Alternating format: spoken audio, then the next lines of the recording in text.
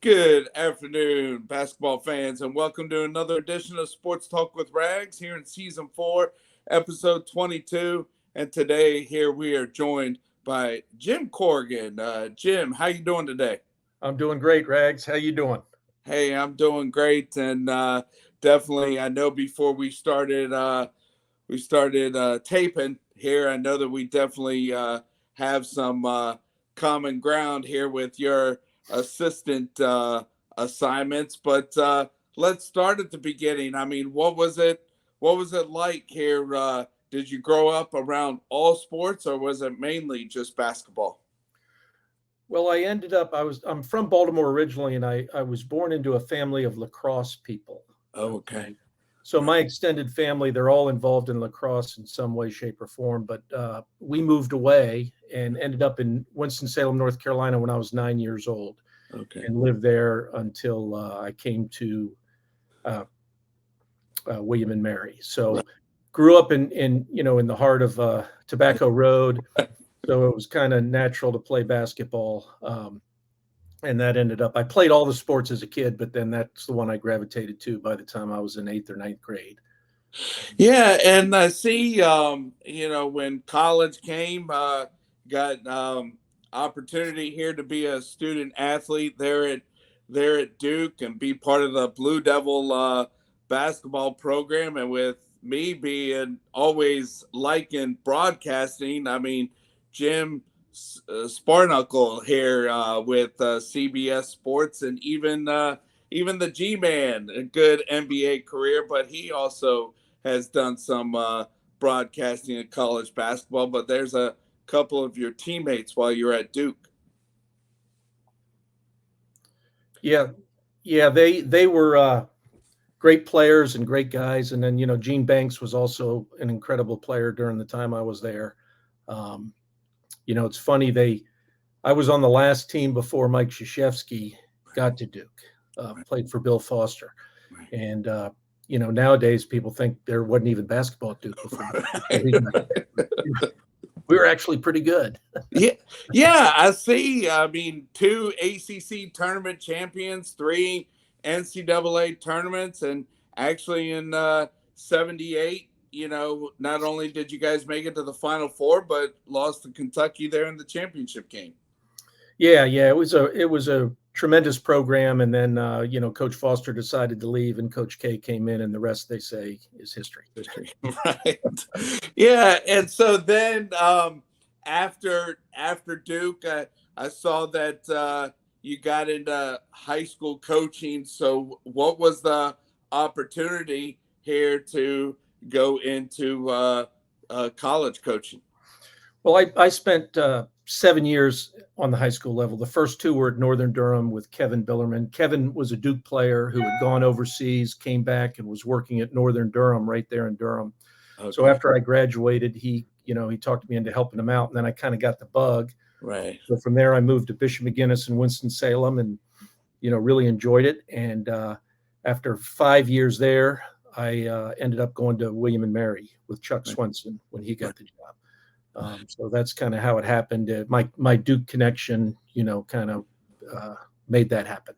Right.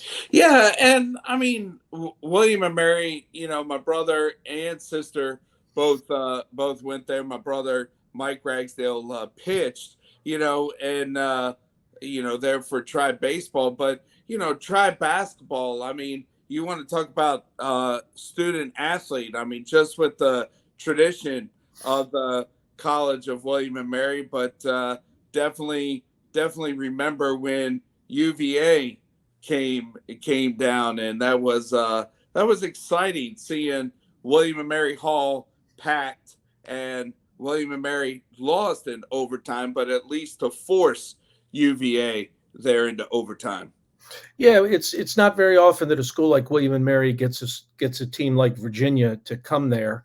So it was a big deal, and our kids rose to the occasion on that particular night. We played really well and hit a 3-pointer at the buzzer to send it into overtime. Just couldn't quite get over the hump, though. They walked away with a hard fought win, and it happens that way sometimes. Right, and then the opportunity here to go 64 East and be part of Monarch basketball, and it was definitely a long tenure there for you. But you definitely started out here in the 94-95 season with Jeff Capel coming on board, right? Exactly right. Yes, that was my first year there. I had the opportunity to step into a really, really good team. I mean, Right. the team that uh, Oliver Purnell had assembled was outstanding. Unfortunately, Odell blew his knee out, tore his ACL in the third or fourth game of the year. But we came together as the year went on. We won the league, won the tournament, went to the NCAA, and just had a tremendous win over Villanova. Triple overtime. Yeah. You can still catch it on ESPN Classics every now and then. But it was a heck of a team, heck of a season. Had the opportunity to coach Mike Jones, who's now the head coach Right. at Old Dominion, Right. which just is a testament to the fact that I'm old. But looking forward to seeing how well he does at ODU. He's going to be great, I think, and Yeah. everybody's very excited about it. Yeah, well, that is interesting. And, about when ODU played Villanova, because, it was only CBS. There wasn't technology like there is today, and then much less with the CBS and Turner, contract. But, there in March of 95, I with being in a military family, I lived out in California. So I told Mike and Odell when I had them on a couple weeks ago, I said, I actually didn't get the game on TV until like the first overtime because with living in California, you only got what game was close to you. And I had to tell all my sister's friends because I had already graduated from Western Branch. I said, you guys pay attention to the Monarchs. They're gonna be a sleeper here, and what a win there against Kerry Kittles and Villanova. There, three overtimes. Yeah, nobody really gave us a chance. We looked at their team, and Kittles is a great player, and Petey Sessoms was the player of the year in our league, but he's also the defensive player of the year, and he could really do a great job on guys. But we kind of said, Kerry Kittles is great. He's going to do what he's going to do, and we're not going to be able to stop him. They had their second leading scorer was a guy named Eric Ebers, who was a 6'8" shooter, and we felt like we could handle him, so we put Petey on him. Okay. And Petey did a great job on him, and I think he had 2 points in the game or something like that, and it enabled us to be right there with them. By that point in the season, David Harvey had really come along and had fit into his role extremely well. And, he was good for like 9 points and 9 rebounds every game. And he just banged against their big guys. And, David was, I don't know, probably 3 or 4 inches shorter than the guys they had, but he banged with them and he knocked them around. And, we used to joke that Jason Lawson, every time he got the ball, he looked over his shoulder for trying to find out where David was because he was expecting something to happen. And so he played a great game. And then, everybody did. Right. And everybody contributed to that win. And, Mike and Petey did their usual thing where they scored and were great leaders. And it was just, it seemed like the game was never going to end. It kept going. Right. 3 overtimes. I think we got done at like midnight or something. Right. But it was a whale of a win, and it was a lot of fun to be a part of. Yeah, and the other thing is 97, Monarchs go back to the NCAA, and so what a run there for Monarch basketball there from the mid to the late 90s. Yeah. There we ran into New Mexico, who was a very good team, and it was a close game, but we came up a little short in that one. But we had and then we went to the NIT another year, right, during that stretch. So it was a lot of fun, but it is what it is in terms of the tough competition, and you better be ready to play. Like when we beat Villanova, we had to turn around, and in less than 48 hours, we had to play Tulsa. Right. and we played really well for about 35 minutes, and then we just kind of ran out of gas. The three overtimes caught up to us, and they ended up beating us. But I think had we played a normal, not played three overtimes, we might have been able to win that game too. I don't know, but Right. you got to be ready every every game in that tournament, man. It's unbelievably competitive.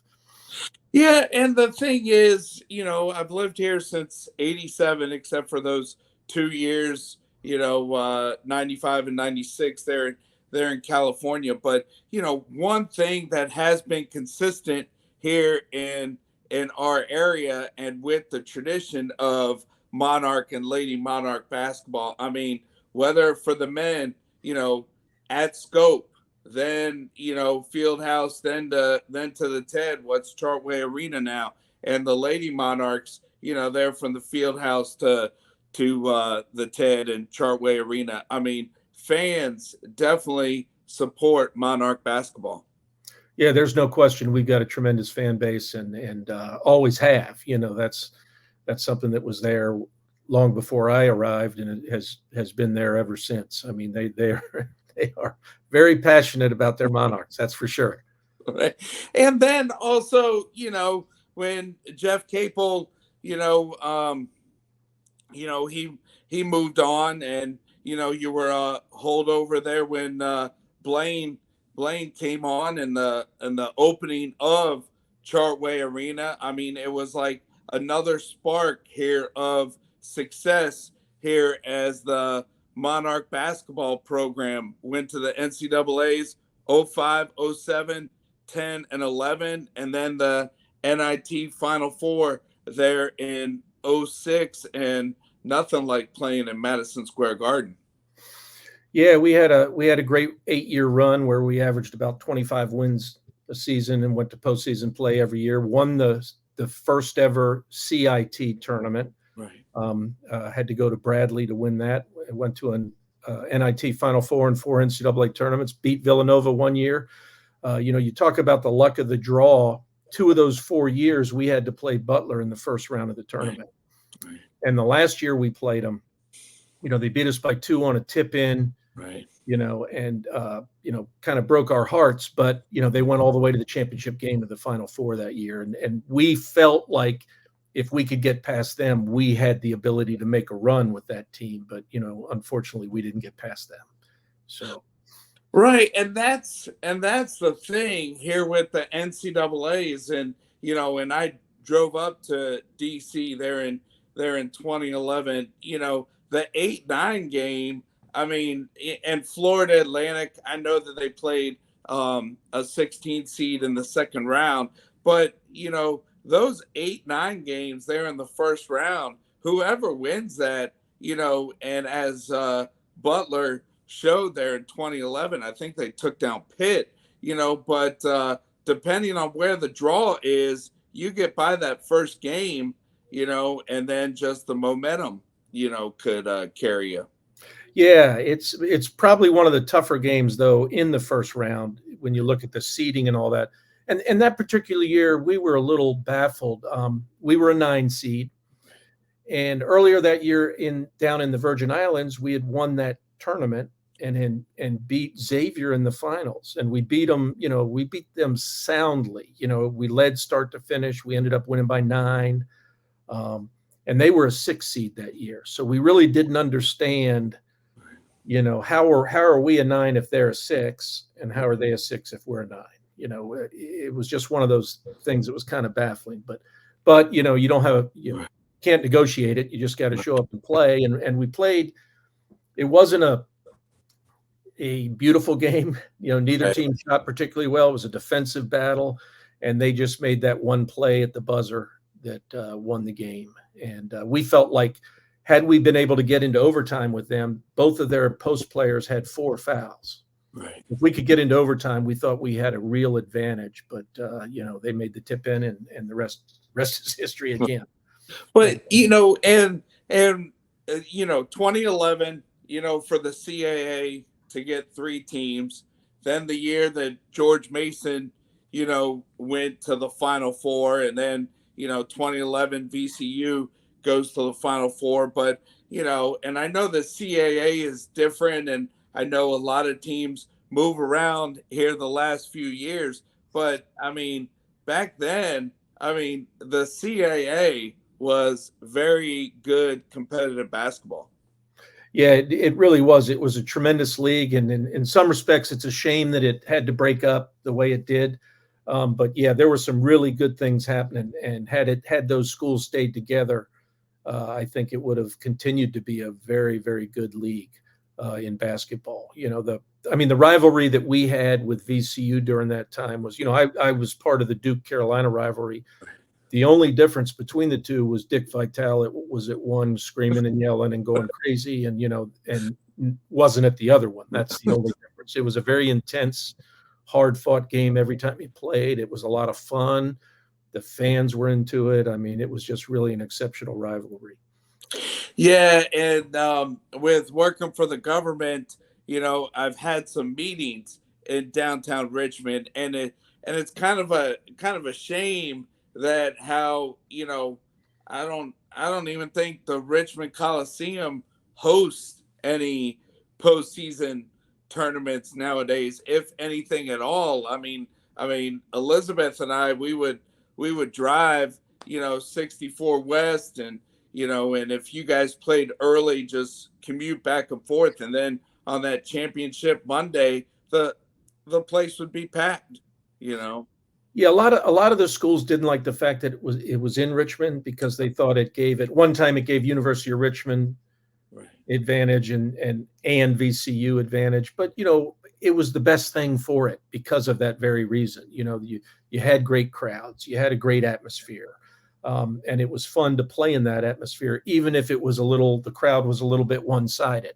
But Right. we always had a great crew come up, and our fans held their own whenever we played VCU. Right. So they did a great job. They did a great job. But it was, that was one of the things that made it what it was, is the fact that there were one or two schools that were right in that city that supported it tremendously. Right. Right. And then getting during your coaching career, before you left Old Dominion, ended up being an assistant a few years there on the Lady Monarch side. Yes, I did. I had four seasons there. Felt very fortunate to be able to stay under the circumstances. So it worked out well. Loved working with those kids. They're very competitive, very hardworking. Was able to work with Jenny Sims, and she developed into a first team all conference player of the year, and ultimately was drafted and is still playing right now. So that was a fun experience. Right. And then moved on to going back to Duke and being part of the Lady Blue Devils there for a few years. Yeah, that was neat to be back, where I went to school and see things up close and personal. Had some really good players there. The first year we went to the Sweet 16. Had some great kids, and a couple of them are in the WNBA right now. So that was also really neat, and enjoyed it very, very much. Yes, and then I know when I connected with you there on Twitter, you also had a time where you were special assistant there with the Lady Hokies and Coach Brooks. I mean, what I remember when he led the JMU women's program, and then what he did at Virginia Tech, and so just talk about being around the Lady Hokies basketball program as they improve there in the ACC. Yeah, Kenny. I have known Kenny since I was at William and Mary. He was like a senior my first year at William and Mary, and then he became a GA under Lefty Drizel. So we go back a long, long way in terms of knowing each other. And he called me up one day. He had lost a coach, Oh, and they were into the season. It was December, and he called me up and said, just felt like he needed another set of eyes and hands around the program, and would I be interested? And I, jumped at it. And right. little did I know we'd be going to the Final Four, but it ended up being a great experience. And watching how he runs his program was really neat, and how how hands-on he is with the players and their individual development, and the things that he does that have turned like Liz Kitley into such a great player. Georgia Amore, both of them were not amongst the highest rated recruits coming out of high school, but they turned into great, great players. And that's a tribute to what he does with them himself, and the way he runs the program, and the people that he had working with him was great staff, great people all around. So that was just a neat experience to see the Final Four from that side of things. Was really an amazing experience. And I feel very fortunate to have been through it. And now that Kenny's at Kentucky, I'm sure they're going to be very dangerous very quickly. Right. Yeah, and it was something. I mean, I know with these colleges and alumni all throughout the country, but it was definitely awesome to see on TV that here Virginia Tech being in Seattle, being in the West region, and nothing like "Let's Go Hokies" chant there in the Great Northwest when Virginia Tech won the West region and getting ready to go to the Final Four. Yeah, the fan base traveled really well that year. It was very impressive. And the other thing that was impressive is we had, I don't know, somewhere in the neighborhood of 16,000 people Wow. attend those games in that region. And it was, Ohio State, Tennessee, us, and I think UConn. Wow. All the teams were from the Midwest and the East, but they had great crowds at those games. That was very impressive to see. Yeah, and and when you were at William and Mary, you bring up, Lefty Driesell, there when he was leading James Madison, and I didn't know it until later on, but just I remember when he was coaching Maryland there when I first started following college basketball, and sad to see him go here recently, but he got his start right here in Norfolk with being a Granby alum. That's right. That's right. And coached high school briefly, and then went to Davidson, ended up at Davidson, and then from there to Maryland. And he was the inventor back when Midnight Madness was a thing. Right. Lefty's the guy that invented it. He was the first one to say, okay, if October 15th is the first day we can practice, we're going to practice at midnight on the 14th. Right. And open it up to the public. And it obviously blew up into something really big for a lot of schools, but he was the guy, he came up with that. Yeah. And as we found out when he was at JMU and we were at ODU, he's a relentless recruiter. Right. He made life very interesting a few times. Right. Other efforts. Right. And, and the other thing, when Elizabeth and I started getting season tickets there for Old Dominion basketball there in 03, 04, and and so on, and we would bring our nephews. My nephew that's now he's going to be 28 here in the summertime, but when he would come to the games with us, he liked Isaiah Hunter, and just Isaiah Hunter, Brandon Johnson, Drew Williamson, who's making a name for himself coaching, and then Dahi and Versilius. I mean, just there in 03, 04, just what great, not only great basketball players, but, what great people to root for, and did anything that my nephews, want to autograph, poster, basketball. It's just a great time here to follow the Monarch teams at that time. Yeah, one of the things that made it really special was the fact that we had great kids. They're good people. They're good players. You didn't have to worry about them when they left practice. You weren't going, uh-oh, you didn't worry about them because you knew they were there for the right reasons. And, that obviously makes the job a lot more enjoyable when you have that kind of situation. Right. So we felt very fortunate, and we worked hard to recruit those kind of kids. Right. That's something that was important to us. Back then things were very different than they are in today's college basketball environment. There was no portal. There was no, you can transfer at any time. play right away, that kind of thing. So kids had a tendency to work through things more than they seem to do now. Now they hit a bump in the road and they have a tendency to want to take off. Right. But no, we didn't have those issues because of the rules were different, but we also worked very hard to bring those kind of people in. Right. And then with Drew, the opportunity that he's had at Florida Atlantic and the success that Florida Atlantic has had recently, then Florida Atlantic's head coach goes to Michigan. And usually in the coaching business, that's what usually happens, right?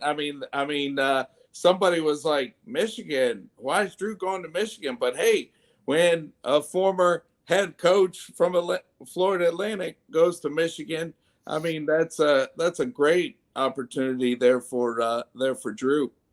Absolutely, and they earned it. They earned it, and it's great to see him in that position, and it bodes well for his career. Um, the only way you don't make that move is if you end up getting a head job at the place you were coming from. So otherwise, that's an easy decision. Michigan's a great program and a great league, and it's going to expose him to some things that he wouldn't have gotten at Florida Atlantic in terms of his career. So it'll be fun to watch him as his career progresses. Yes, and to wrap it up, I know when I had Odell on by himself, and then when him and Mike, came on recently. I definitely remember Petey Sessoms as a high school basketball athlete, over here at Craddock. But they just talked about his career there at Old Dominion. So it's definitely great to see, Mike Jones, ODU alum, second alum to lead the program, and then Odell here being one of his assistants. Yeah, it's going to be fun. It's going to be cool to watch. I think they'll be very successful. Mike coached at DeMatha for a long time, and he coached some great players who are now in the NBA. So he's coached high level players before. That won't be new. He's managed a staff before. And he spent the last few years in the college game as an assistant, recruiting and coaching and all that. So I think they're going to do great. I think it's great that they're back. I thought it was a great pull for him to get Odell to come back. I never saw that one coming. Right. But it'll be great to see those guys together and see how they do and where they take this program. Right. And Jim, appreciate your time. And when I ran into you last week, how was it there with being there at the PIT and just enjoying it as a volunteer and enjoying the game of basketball right here in with the tradition of the PIT? Well, it was a lot of fun. We finished 2-1. We lost our first game and then won the next two. Finished 5th place. Okay. One of the kids on our team made the all tournament team. Oh, nice. And again, we had good kids on the team and they played really hard. And, it was a lot of fun. It was great to be around. And, it was my second time doing it. Okay. But the first time we were 0-3. So this was a much different experience in a good way. But no, it's a neat tournament. And, seeing those kids up close, a couple of them are going to end up on rosters next year. There's no question. Maybe more than a couple. I don't know. But there's some very talented players there, very skilled players. The kids on our particular team did a great job of, you get a 45-minute practice. Oh, okay. The day of your first game. Oh, wow. So you can't do too much because you're going to play later that night. Right. But our guys really came together over the course of the 3 games and kind of became a team. By the third day, we were a team and they were unselfish. They shared the ball. They played hard. They defended. They rebounded. So it was a lot of fun. It was a lot of fun. And I also had the opportunity to work with AJ Guyton, who was an All-American at Indiana. Okay. A really great guy and a he's going to be very successful, in his coaching career in the future. And then the other guy on our staff was Mike Head, who was a longtime high school coach in this area, Okay. and has been around a long, long time. So it was great to be with those guys and work with those guys and to be a part of the team that we had. It was a lot of fun. Yes, I know Chris Furman, Charles Thomas, and so some other area high school coaches were involved, and then with Cynthia Cooper and other WNBA, players also part of the coaching staffs. Yeah, it was neat to meet everybody and get to visit with them a little bit, and it'll be fun to watch those people as their careers progress, and both players and coaches. As their careers move forward. So yeah. Well, hey Jim, I appreciate your time for talking about your career and the basketball programs that you were a part of. And Elizabeth and I will see you around town. Thanks again. Sounds great. Thanks for having me, Rags. I really appreciate it. Enjoyed it very much, man. Take care. All right. So that's Jim Corrigan here on today's episode.